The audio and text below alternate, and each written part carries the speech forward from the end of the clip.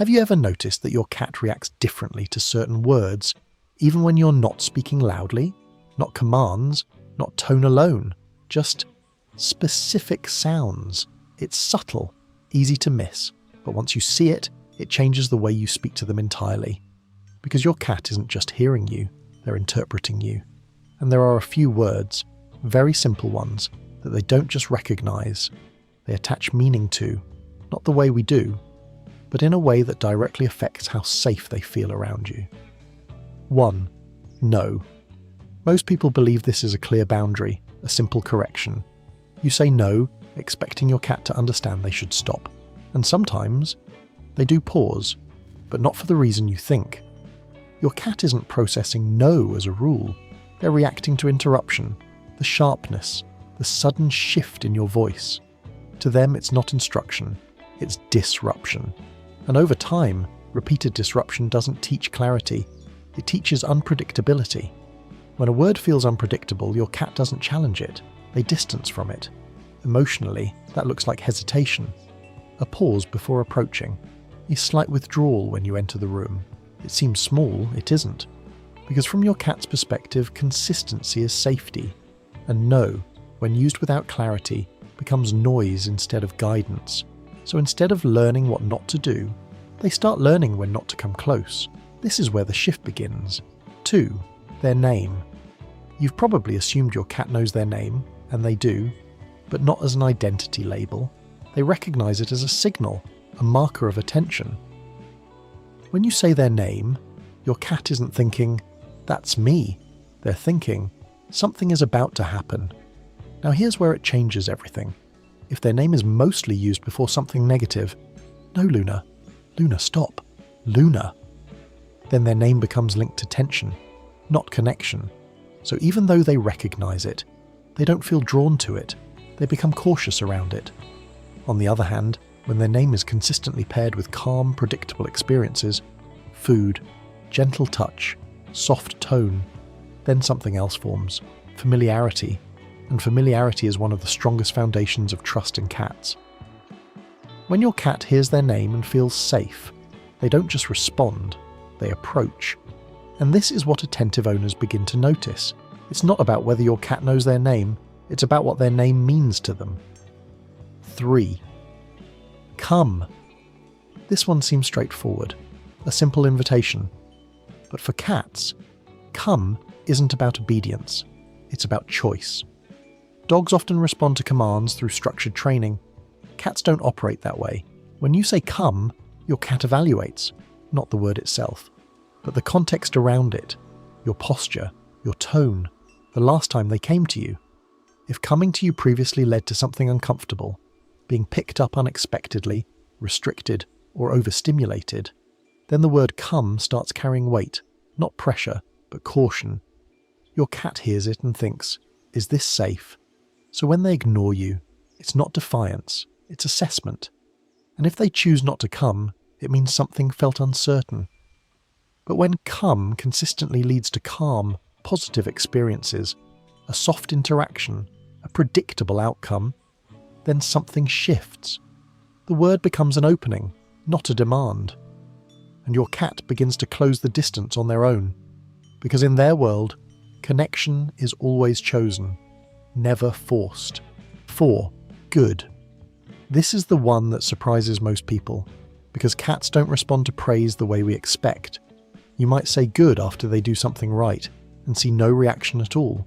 So it feels like the word doesn't matter, but it does, just not in isolation. Cats don't attach meaning to praise alone, they attach meaning to patterns. If good is always paired with a specific tone, a soft voice, relaxed energy, then the word becomes part of a larger emotional signal. Not approval, safety. So instead of thinking, I did something right, your cat feels, this moment is calm, and over time, that matters more. Because calm moments build trust, not dramatic rewards, not exaggerated reactions, just consistent, predictable emotional cues. And this is where most people miss it. They use the word good, expecting immediate feedback, but your cat is absorbing it slowly, linking it to how you feel, not just what you say. So even when it seems like nothing is happening, something is forming underneath, a quiet sense of security. 5. Food. This one is different, because this word, whether it's food, eat, or even just a specific sound you use, becomes one of the strongest anchors in your cat's mind. Not just because of hunger, but because of routine. Cats thrive on predictability, and feeding time is one of the most structured, reliable moments in their day, so the word associated with it becomes powerful. But here's the part most people overlook. It's not just about excitement, it's about trust.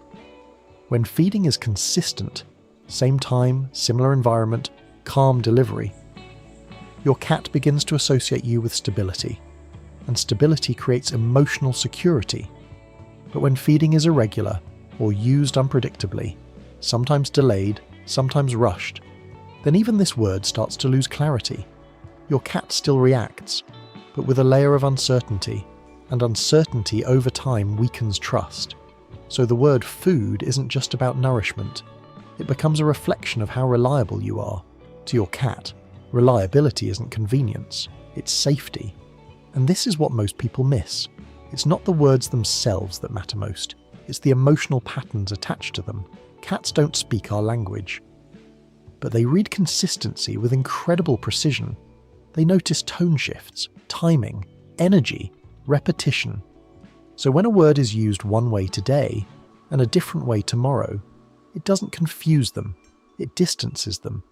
Because when something feels unpredictable, your cat doesn't try to fix it. They adjust by stepping back, emotionally first, physically later. If you genuinely care about your cat, this is where everything becomes more intentional. Not stricter, not louder, just clearer. You begin to notice how often you repeat words without meaning, how tone changes without awareness, how small inconsistencies build over time, and slowly you start aligning things. Your voice becomes more predictable, your reactions more stable, your presence more readable, and your cat responds to that, not instantly, but steadily. Because attachment in cats isn't built through control, it's built through emotional safety, through repeated experiences that feel the same, not identical, but familiar. And familiarity does something powerful in the brain. It reduces alertness, lowers stress, allows connection to form without resistance.